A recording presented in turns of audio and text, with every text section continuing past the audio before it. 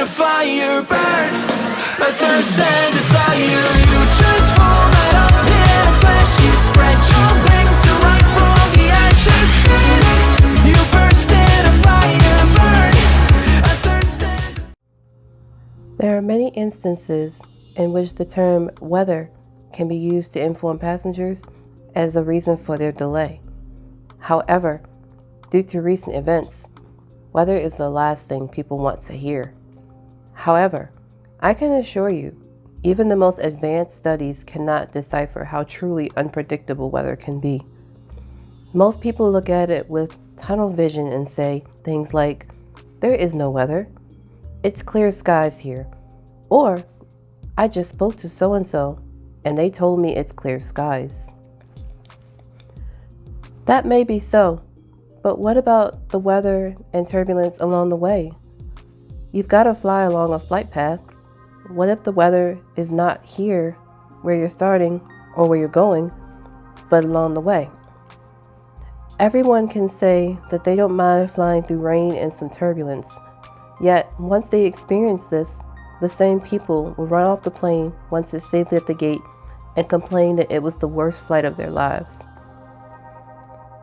Thunderstorms are one of nature's most dangerous weather conditions, consisting of heavy rain, wind, thunder, and lightning. According to the National Weather Service, as a pilot, thunderstorms are one of the most hazardous conditions you can encounter. All thunderstorms can produce severe turbulence, low-level wind shear, low ceilings and visibilities, hail, and lightning. Yet, I've noticed there are always the occasional few who are willing to throw a fit because they don't directly see the supposed thunderstorms. But what happens when all seems well? The flight is going smoothly, but then the flight ends up flying through rain. What happens when that rain suddenly turns deadly, and before anyone can react, the terrain below becomes your final resting spot? Hello everyone, welcome to my channel. My name is Sasha if you are new. If you're a returning subscriber, welcome back my loyal royals, so good to see you. If you are new to the fam, welcome to the family, my new loyal royals. So good to finally meet you. Welcome everyone to Aviation Mondays. And today, we're going to take a look at why weather can definitely be an important topic as far as flights are concerned, but it's not always hearsay, nearsay, what you see or what you don't see. For today's story, we're going over to Nigeria, and more specifically, the area of Kano. But for now, sit back, relax, and let's get started. On January 22nd, 1973, a Boeing 707 passenger flight is chartered by Aliyah Royal Jordanian Airlines on behalf of Nigerian Airways. The aircraft was on a flight from Jeddah to Lagos. It was bringing Nigerian pilgrims home from their visit to the Holy Land. The flight was carrying 202 occupants, 193 of which were passengers and 9 were crew. While en route, there was a notification given to the crew that there was bad weather ahead. With the heads up about the weather in Lagos, the crew decided to divert to Kano. However, Kano International Airport was experiencing high winds.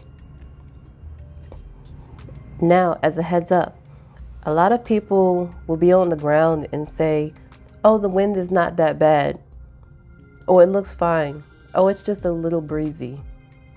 But a little breezy can mean a lot when it comes to an aircraft, especially when it comes to tagging that plus turbulence. And what you see on the ground will make a whole lot of a difference when you're up in the air. But I digress. While landing at Kano, the aircraft landed nose first. This would prove disastrous as the nose wheel collapsed after hitting a depression in the runway. As a result, the right main landing gear ultimately collapsed. With the right landing gear collapsed, the 707 turned 180 degrees, inadvertently exiting the runway and bursting into flames. Of the 202 passengers and crew on board, 176 would lose their lives and only 26 would survive. Now, one of the biggest mistakes that occurred to this, not even when it comes to just the weather, but landing style.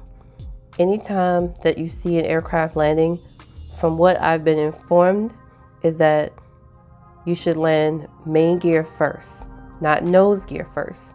Main gear are going to be your back tires, and that helps to sort of balance the weight of the aircraft landing. Because if you land nose first, which is of course the front wheel landing first, as you can see from this particular incident, it caused the gear to collapse. Because what's going on is you're landing nose first, you're putting all that excess pressure on the front part of the aircraft, and all of that pressure shifting forward is just going to cause a very bad ending, as what happened in this case. Now, as far as the main key point of weather did play a big role in this, because you've got really bad storms, you've got heavy wind, and one thing I've noticed is that people tend to throw their own safety out the window just because they want to get quickly to where they need to go. But it shouldn't be like that. It shouldn't be like that. Safety is every airline's number one priority as much as possible. And when it comes down to it, you shouldn't be in such a rush to throw your own safety out the window. Now, granted, the people on this flight didn't just throw everything out the window, as they had a plan. They knew what they wanted to do. They knew how they wanted to execute that plan. Unfortunately for them, Mother Nature was against them, and it proved to be disastrous in the end, with the biggest error being how the aircraft was landed. But I say this to say, please don't throw your own safety out the window just because you got to get quickly to where you got to go. Even if you hear us say it's weather and there's no explanation behind it, take it with a grain of salt. And telling us that you just called so-and-so in another city, that they don't even live near the airport. It can be so many different scenarios that go on between point A where you start to point B where you land. The person you're asking on the phone most of the time has no idea what's going on between point A and point B, unless they are a certified meteorologist, pilot, or someone else in aviation that understands weather mapping. So, say this to say, just be open-minded, pay attention, and if you hear someone say weather, you don't have to automatically say what weather. Ask them where it is. Ask them where it was. It'll help give a better synopsis of what may be and what may not eventually be, and it can prevent something from occurring because the patience was there versus none.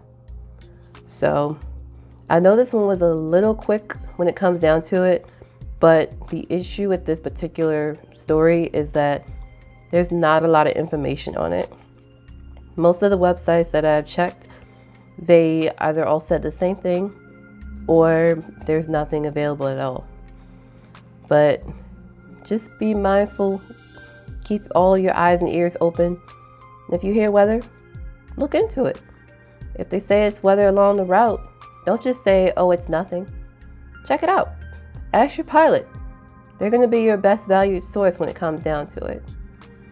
But anyway, I hope that you found this interesting. If you did, please let me know down below.